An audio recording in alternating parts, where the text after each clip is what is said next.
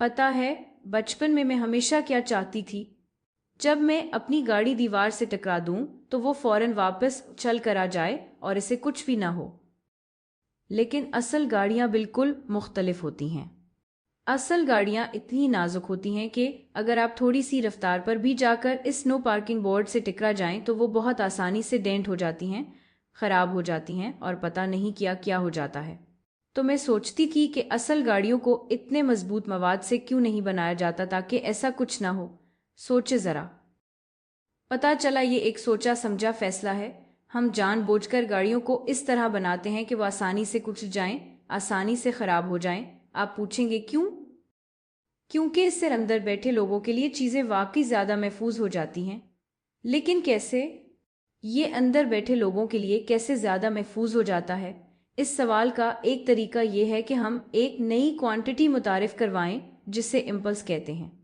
और यही हम इस वीडियो में करने वाले हैं। तो आइए शुरू करते हैं। तो कहाँ से शुरू करें?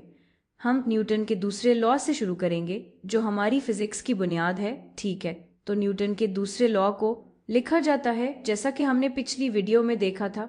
हम इसे इस तरह लिख सकते हैं कि नेट फोर्स जो किसी जिस्म पर लग रही है बराबर है मोमेंटम के रेट ऑफ चेंज यानी तब्दीली की रफ्तार के। माजरत, मैं एक और रन इस्तेमाल करती हूँ। ठीक है, मोमेंटम का रेट ऑफ चेंज। इसका मतलब है अगर हर सेकंड में चेंज इन मोमेंटम बहुत ज़्यादा है तो इस पर लाजमी तौर पर एक बड़ी नेट फोर्स लग रही है, और अगर हर सेकंड में चेंज इन मोमेंटम बहुत कम है तो इस पर बहुत छोटी फोर्स लग रही है। अब इसे थोड़ा सा तरतीब देते हैं। चलें दोनों तरफ टाइम यानी वक्त डेल्टा टी से ज़रब देते हैं।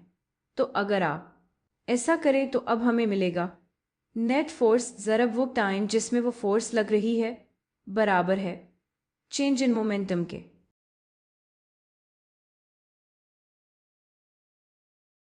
और हम इसे डब्बे में डालेंगे। आप जानते हैं क्यों? क्योंकि ये क्वांटिटी जो बाएं जाने पर है इसे हम इम्पल्स कहते हैं। अब पहला सवाल जो हमारे जहन में आ सकता है वो ये है कि हम ऐसा क्यों करते हैं, यानी हम बस इसी इक्वेशन को तरतीब दे रहे हैं और अब इसे एक नई क्वांटिटी कह रहे हैं, इसे इम्पल्स कह रहे हैं। हम ऐसा क्यों करते हैं? इसका आसान जवाब यह है कि इससे हमें इसी इक्वेशन को एक नया जाविया नज़र मिलता है। कुछ जाविया नज़र कुछ हालात में फ़ायदेमंद होते हैं और कुछ दूसरे जाविया नज़र कुछ और हालात में काम आ सकते हैं। और हम देखेंगे कि इम्पल्स का ख्याल कुछ ख़ास हालात में कितना फ़ायदेमंद है। खैर, आए इम्पल्स के बारे में मज़ीद सीखते हैं। हम फ़ौरन इस इक्वेशन से देख सकते हैं कि इम्पल्स हमेशा बराबर होगा चेंज इन मोमेंटम के। ठीक है, इम्पल्स बराबर है चेंज इन मोमेंटम के। यही वो जाविया नज़र है जो हमें चाहिए था। और हम अभी कुछ मिसालें भी देखेंगे, लेकिन इससे पहले क्या हम इसके यूनिट्स के बारे में बात कर सकते हैं? जब भी हम कोई नई क्वांटिटी सीखते हैं तो हमें इसके यूनिट्स पहचानने की कोशिश करनी चाहिए। क्या आप इसके यूनिट्स पहचान सकते हैं? ठीक है, चूंकि इम्पल्स फोर्स और टाइम का प्रोडक्ट है तो फोर्स का यूनिट होगा न्यूटन और टाइम का यूनिट होगा सेकंड। तो हम कह सकते हैं कि ये न्यूटन सेकंड है। मैं मिसाल के तौर पर न्यूटन को भी बदल सकती हूँ। याद रखें न्यूटन जो कि फोर्स है वो ma है, यानी F बराबर है ma के। इसका मतलब है न्यूटन होना चाहिए m यानी किलोग्राम और a यानी मीटर पर सेकंड स्क्वायर्ड। तो मैं ये लिख देती हूँ मीटर फी सेकंड स्क्वायर्ड। तो ये आपके न्यूटन ज़रब होंगे सेकंड से। सेकंड्स कट जाएंगे और हम ये भी कह सकते हैं कि ये किलोग्राम मीटर फी सेकंड है। और ये अच्छी बात है क्योंकि यही मोमेंटम का यूनिट है। याद है मोमेंटम है mv यानी m ज़रब v। और देखें मोमेंटम का यूनिट है किलोग्राम मीटर फी सेकंड। और ये अच्छी बात है क्योंकि हमने अभी देखा इम्पल्स बराबर है चेंज इन मोमेंटम के, तो इम्पल्स का यूनिट भी वही होना चाहिए जो मोमेंटम का है। और यही हम देखते हैं इम्पल्स का यूनिट वही है जो मोमेंटम का यूनिट है। समझ आ रही है ना? अब इस नए नज़रिए की ताकत देखने के लिए एक मिसाल लेते हैं। फ़र्ज़ करें हमारे पास दो खिलौना गाड़ियां हैं जिनमें रॉकेट इंजन्स लगे हुए हैं।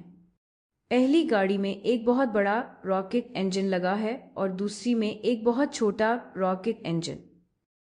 और फर्ज करें पहली गाड़ी में थ्रस्ट बहुत ज़्यादा है यानी 25,000 न्यूटन्स, लेकिन ये रॉकेट सिर्फ 0.1 सेकंड तक चलेगा। ये थ्रस्ट सिर्फ 0.1 सेकंड तक रहेगा, ठीक है। दूसरी गाड़ी में थ्रस्ट काफ़ी कम है, फर्ज करें सिर्फ 50 न्यूटन्स है, लेकिन ये रॉकेट ज़्यादा देर तक चलेगा, तकरीबन 1 मिनट तक। तो अब आप इस सूरत हाल का तसव्वुर कर सकते हैं। सवाल यह है कि अगर ये दोनों गाड़ियां एक जैसी हैं, उनका मास और सब कुछ बराबर है और शुरू में दोनों रुकी हुई थीं, तो जब उनका थ्रस्ट खत्म हो जाएगा तो किस गाड़ी की स्पीड ज़्यादा होगी? ये वाली 0.1 सेकंड के बाद या ये वाली 1 मिनट के बाद? आप इस सवाल का जवाब कैसे देंगे? देखें, अगर मेरे पास इम्पल्स का तसव्वुर ना होता तो मैं ये सोचती कि ठीक है, मुझे फोर्स मालूम है, इससे मैं एक्सेलरेशन निकालने की कोशिश कर सकती हूँ, और फिर एक्सेलरेशन निकालने के बाद मैं ये जानने की कोशिश करूँगी कि आखिरी वेलोसिटी क्या है। मुझे ये सारे हिसाबात करने पड़ेंगे, लेकिन अब मैं क्या कर सकती हूँ? अब मैं ये कह सकती हूँ कि देखें, मुझे सिर्फ ये जानना है कि किस गाड़ी का आखिरी मोमेंटम ज़्यादा है, यानी मुझे ये देखना है कि किसका चेंज इन मोमेंटम ज़्यादा है। जिस गाड़ी ने ज़्यादा मोमेंटम हासिल किया होगा, इसकी वेलोसिटी भी लाजमी ज़्यादा होगी। ये फैसला कौन करता है? ये फैसला इम्पल्स करती है। देखें, चेंज इन मोमेंटम सिर्फ इम्पल्स पर मुनहसर है, तो मुझे सिर्फ ये देखना है कि अलग अलग फोर्स और फोर्स कितनी देर तक लगा, इससे फ़र्क नहीं पड़ता। मुझे प्रोडक्ट से फ़र्क पड़ता है, क्योंकि यही प्रोडक्ट है जो चेंज इन मोमेंटम को तय करता है। तो मेरे जहन में अब ये चल रहा है कि जिसका प्रोडक्ट बड़ा होगा, इसका चेंज इन मोमेंटम भी बड़ा होगा और इसकी फाइनल वेलोसिटी भी ज़्यादा होगी। तो किसका प्रोडक्ट ज़्यादा है, किसका इम्पल्स ज़्यादा है? चले देखते हैं। पहले वाले के लिए इम्पल्स और इसका सिंबल जो हम इस्तेमाल करते हैं वो जे है।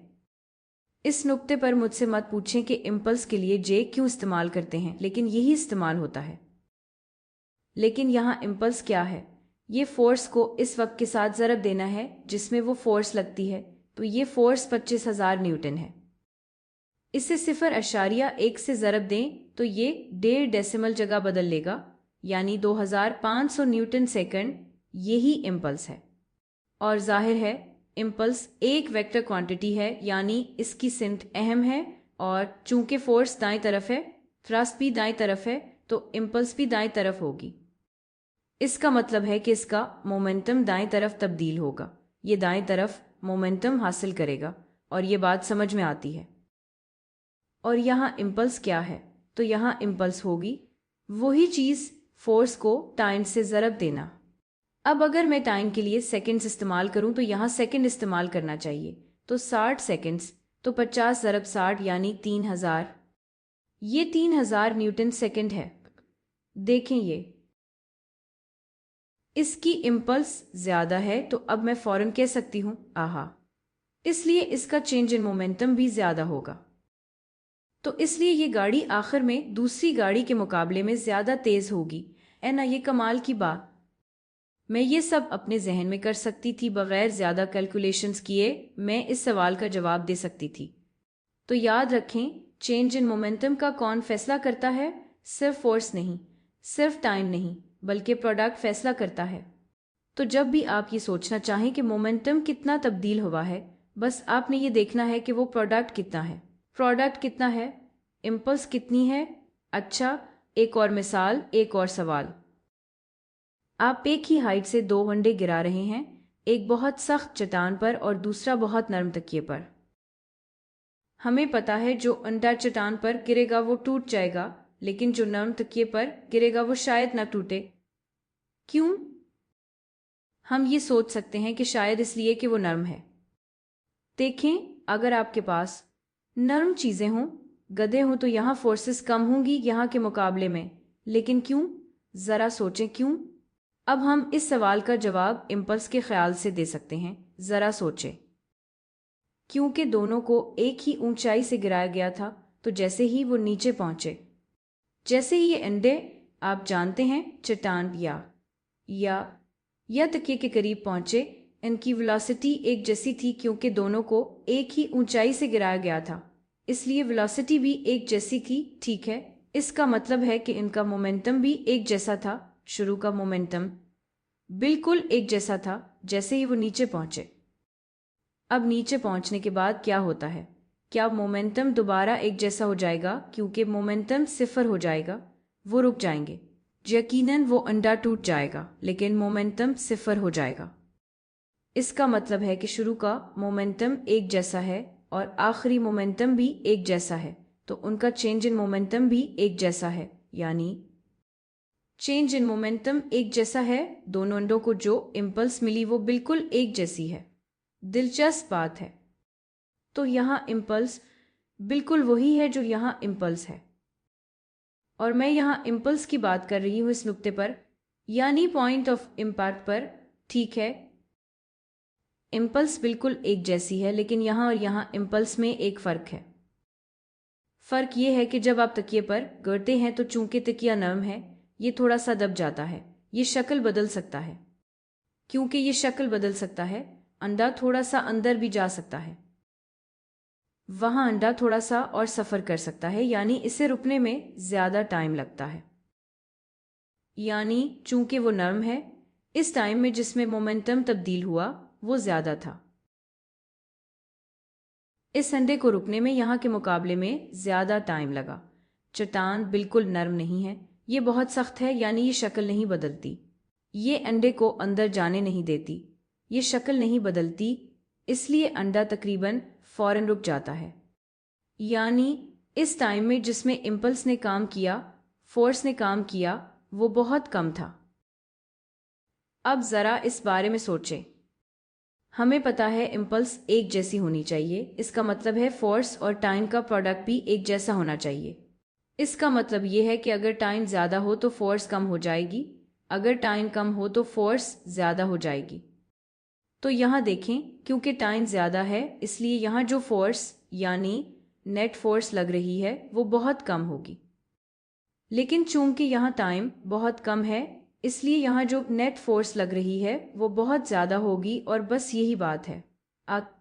हमें बिल्कुल समझ आ गया कि सख्त चीज़ें ज़्यादा फोर्स क्यों लगाती हैं, क्योंकि मोमेंटम बहुत तेज़ी से तब्दील होता है, और जब इम्पल्स बहुत कम टाइम में होती है तो हमें बहुत ज़्यादा फोर्स मिलती है। क्या ये हैरत अंगेज़ नहीं है? तो खुलासा ये है कि अगर आप चीज़ें तोड़ना चाहते हैं तो बहुत सख्त कोलिजन्स करवाएं। इसका मतलब है कि कॉन्टैक्ट टाइम बहुत कम रखें, मोमेंटम को बहुत जल्दी तब्दील करें, तो आपके पास बड़ी फोर्सेस आएंगी, आप चीज़ें तोड़ सकते हैं। दूसरी तरफ अगर आप चीज़ें नहीं तोड़ना चाहते तो आपको नरम कोलिजन्स चाहिए होंगी, यानी आप चाहते हैं कि इम्पैक्ट टाइम बहुत ज़्यादा हो और इसलिए फोर्स बहुत कम हो जाएगी। कमाल है ना? अब हम अपने असल सवाल पर वापस आ सकते हैं। फर्ज करें हमारी गाड़ी बहुत मजबूत और तकरीबन ना टूटने वाले मवाद से बनी हुई है। फिर क्या होगा जब वो जाकर इसे टकरा जाएगी? तो वो तकरीबन फौरन रुक जाएगा, बिल्कुल इसी तरह जो हमारे पास यहाँ खिलौने वाली गाड़ी है, या शायद वो वापस उछल जाए। लेकिन इस सूरत में क्या होता है कि वो कोलिजन जिस टाइम में होती है वो बहुत छोटा होता है, बिल्कुल यहाँ की तरह। तो यहाँ हम एक सख्त कोलिजन से निमट रहे हैं, यानी हम कोलिजन की बहुत बड़ी फोर्सेस से निमट रहे हैं। अब ये गाड़ी के लिए बुरा नहीं है क्योंकि कार ना टूटने वाले मादे से बनी है, लेकिन ये हमारे लिए बुरा है क्योंकि हम भी तकरीबन फौरन रुक जाएंगे और इसलिए हम पर लगने वाली फोर्सेस भी बहुत ज़्यादा होंगी। ये हमारे लिए बुरा है। दूसरी तरफ अगर गाड़ी में कुछ क्रम्पल जोन्स हों तो फिर क्या होगा कि वो कुछ यानी ये जोन गाड़ी को रुकने से पहले थोड़ा और आगे जाने देती है। दूसरे लफ्ज़ों में ये गाड़ी को रुकने का वक्त ज़्यादा लेने देती है, बिल्कुल वैसा ही जैसा यहाँ हुआ है। इस वजह से कोलिजन का वक्त बढ़ जाता है और नतीजतन यहाँ लगने वाली फोर्सेस बहुत कम हो जाती हैं। अब चूंकि गाड़ी नाजुक है, गाड़ी को नुकसान पहुंचता है, लेकिन ये ठीक है क्योंकि हमारे जिस्म पर लगने वाली फोर्सेस इससे भी कम होंगी। यहाँ के मुकाबले में और इसलिए ये बहुत महफूज है।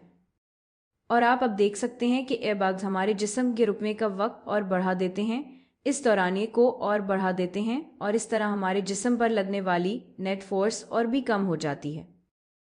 क्या ज़बरदस्त ख्याल है ना?